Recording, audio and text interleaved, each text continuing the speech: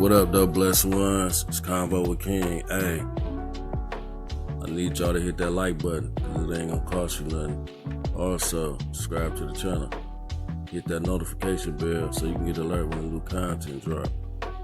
Alright, y'all, I got a story for y'all. Let's go back to 1968 in Detroit. The city was dealing with the aftermath of some of the worst race riots the country had ever seen. A lot of people in the city was destroyed and people were hurting financially. Detroit is known as a hustler city. A lot of people hustled, from opening candy and beverage stores at their house to people selling dinners to their friends and delivering them to the plants. Some people started car washes. Some people opened lemonade and popcorn stands. Some people stole things and sold them on the street. Around this time, if people had beef, they were still squaring up and selling their differences with their hands. You can get your ass beat or take an ass whooping and still go on with your life.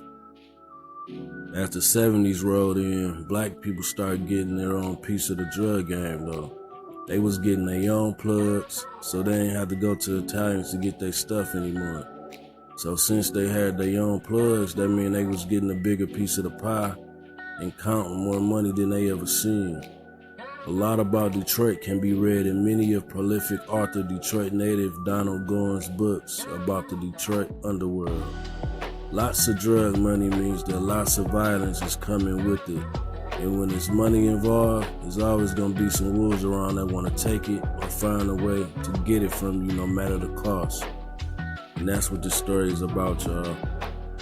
I never heard of this story until recently, because I wasn't born when it happened. But I met a reliable source that was around at the time that this happened, and the reliable source went to school with the killers. So this is the New York Times paper. This is what they wrote about it. 2 more killings horrify Detroit by William K. Stevens. Detroit, December 8th. In recent years, as the city was acquiring the unofficial title of the murder capital USA, Detroiters seem to have become accustomed, if not hardened, to the routine homicide. But this week, in the face of a new horror, that attitude changed swiftly to a tone of outrage. Last Saturday afternoon, 6-year-old Keith Arnold and his 8-year-old friend Gerald Kraft were kidnapped from where they had been playing football in front of a Northwest Detroit home. The kidnappers tried unsuccessfully during the last weekend to extort ransom. On Tuesday morning, the bodies of Gerald and Keith were found by a roadside in a nearby town of Romulus. Both boys had been shot in the head. The outcry was instantaneous. A slaughter of innocents, the Detroit News said. A tragedy almost without peril in our community, Police Commissioner Philip Tanahan said. An evil, twisted, and vicious act, said Coleman A. Young, who will be inaugurated next month as Detroit's first black mayor. He called for a new commitment to reduce the outrageous levels of violence and carnage amongst our citizens. I'd get 'em. If I had a rifle and I knew who did it, I'd get 'em right now, said an ordinary, peaceable white man in his voice tight with anger. And on the streets in the black community where Gerald and Keith lived, there was a new and different reaction, an indication that for once the city's desperate groups were united on something. This is the last straw for the black community, said Barry Hankerson of the United Black Coalition, a community action group that in the past had bitterly accused the police department of using police state tactics. This time the coalition railed to the side of the police. People had been afraid to talk, to become witnesses against killers, Mr. Hankerson explained. But now, he said, the time had come to start an all-out war on crime. Henceforth, witnesses will be protected actively by the coalition. Mr. Hankerson did not say how. Even before the coalition's announcement, witnesses and tipsters were already coming forth voluntarily to help the police solve the kidnapping murder. One of the victims of which, Gerald Kraft, who was known to Detroiters as the finger-licking lad in the fried chicken commercial on television. On Thursday, as a result of the witnesses' help, the police arrested three 21-year-old Detroit men, Gary Gilmore, Jerome Holloway, and Byron A. Smith, and charged them with kidnapping and murder. They are now in the Wayne County Jail, separate from other prisoners and from each other. Shortly after the boys were kidnapped, the Arnold boys' parents received a phone call demanding $53,000 in ransom, a figure that was later reduced to $15,000. The police believed that the Kraft boy was abducted simply because he was with Keith Arnold at the time and could identify the kidnappers. The police tried to catch the kidnappers last weekend by dropping a bag of bogus money and staking out the spot. But at the last moment, the kidnappers ordered the drop spot switched. The police could not switch their stakeout fast enough, and the kidnappers got away. Commissioner Tanahan later said that he was sure the boys would have been killed in any event because they could identify the kidnappers. The crimes came during a week in which the number of homicides committed in Detroit's New Year rose to 694, breaking last year's record. The police now expect that figure could reach 750 before the year is out. Detroit's 1972 murder rate of one killing for every 2,518 citizens was the highest amongst the country's 25 largest cities. The kidnapping murders were typical of Detroit homicides in three major respects. Both victims and all three suspects were black. The suspects were all in their 20s, and a gun was used in the killings. Otherwise, according to analysis of police statistics, the crime was unrepresentative. The most prevalent pattern of murder, according to analysts, involves a black victim and a black suspect, both in their teens or 20s, who know or are related to each other and are having an argument at home. A handgun is typically the murder weapon. Relative, a few killings are related to robbery or other street crimes. This is the article from the Detroit Free Press, December 7th, 1973. 3 charged in kidnap killing of 2 little Detroit boys. 3 charged in kidnap killing, written by Susan Watson, Detroit Free Press. 3 Detroit men who police say may be involved in several narcotics-related murders were arraigned Thursday on charges of kidnapping and first-degree murder in the deaths of 2 young Detroit boys. The 3 suspects, Gary Gilmore, Byron A. Smith, and Jerome Holloway, all 21, stood mute before 34th District Judge James B. Stone in Romulus and were ordered to remain in the Wayne County Jail without bond until their examination December 17th. The suspects were arrested Wednesday by Detroit police.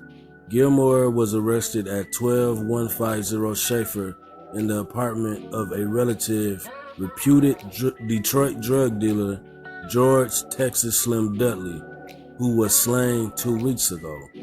Smith was arrested at 13615 Ohio, and Holloway was arrested when, accompanied by his mother, he surrendered himself to Detroit police. None of the suspects offered any resistance, and no guns or narcotics were confiscated, Police Commissioner Philip G. Tanahan said. Mother of the slain boy says she isn't bitter. That's what she said while the suspects were being arraigned in Romulus. Wayne County Sheriff William Lucas said in a joint press conference with Detroit Police that the 3 suspects will be put in isolation when they are brought to Wayne County Jail. They'll be isolated from each other and from other prisoners, said Lucas. A crime of this kind sometimes arouses the anger in inmates at the jail, and for that purpose they will be kept separate from other inmates.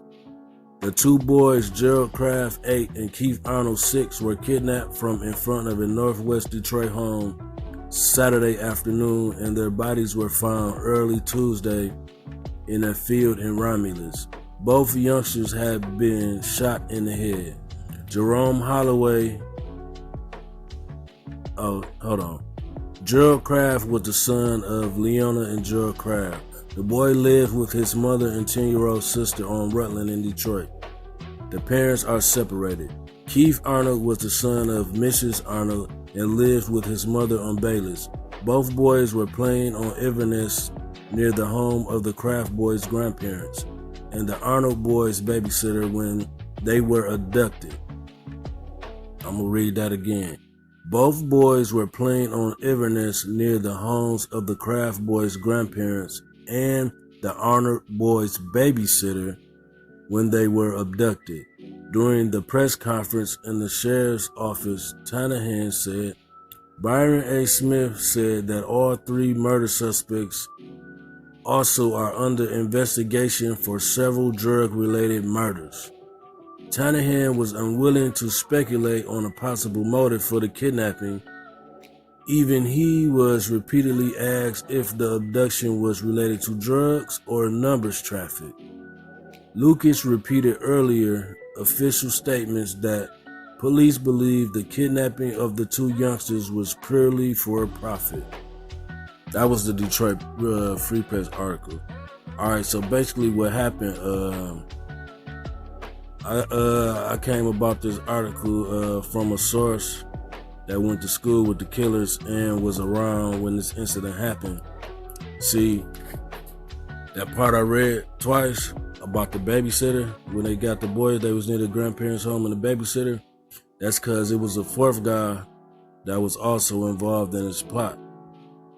It was four guys that came up with the plot to kidnap the Arnold boy, I believe. But when they went to kidnap him, he had his friend with him, so they just took both of them. See, the guy that was watching them, the babysitter, he the one that basically put the other guys up on this. Like, yeah, y'all can kidnap these kids and y'all can get some money from the parents, this and that. So they went on ahead and kidnapped them.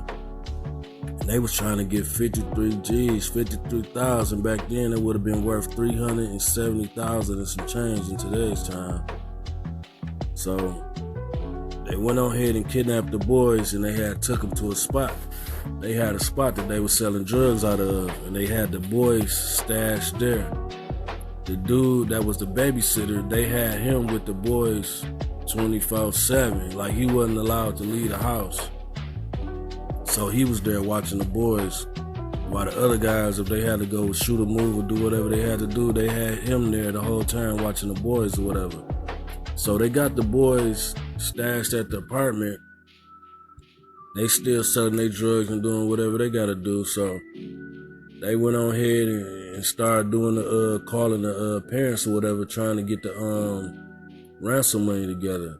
See, the parents, they was doing illegal shit too. You know what I'm saying? They was running numbers and drugs and all that shit. So they didn't really want to, you know what I'm saying, pay the ransom, because let's say they go ahead and pay the ransom, people find out, they're gonna be like, damn, how the fuck, how they can afford to pay this, you know what I'm saying? 53,000, like I said, that was in today's money, that would have been worth over 370,000. So people would have been looking at them like, how can they afford it? So they called the police. They get the police involved. And they want to drop some fake money. You know what I'm saying? They want to drop some fake money down. You know what I'm saying? But the guys had peeped it, and they switched up the spot or whatever. You know what I'm saying? So after they did that, after they peeped that it was hot, that's when they went on ahead and said, you know what, this shit ain't gonna work out. These boys ain't already seen our faces. We gotta take them out. We gonna go ahead and take them out and get it over with. When they said that, the babysitter, the one who put him up on the lick, you know, he had love for the little boys because he used to be watching them.